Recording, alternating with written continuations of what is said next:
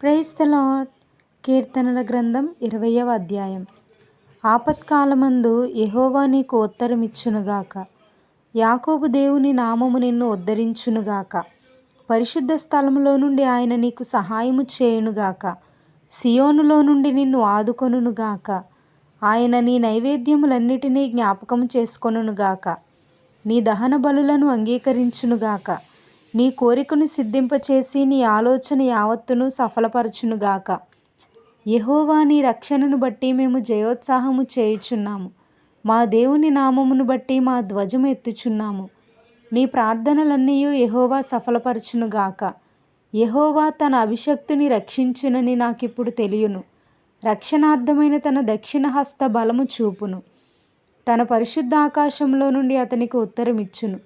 కొందరు రథములను బట్టియు కొందరు గుర్రములను బట్టియు అతిశయపడుదురు. మనమైతే మన దేవుడైన యెహోవా నామమును బట్టి అతిశయపడుదుము. వారు కృంగి నేల మీద పడి ఉన్నారు. మనము లేచి చక్కగా నిలుచుచున్నాము. యెహోవా రక్షించుము. మేము మొర్రపెట్టునప్పుడు రాజు మాకు ఉత్తరమిచ్చునుగాక. ఆమేన్.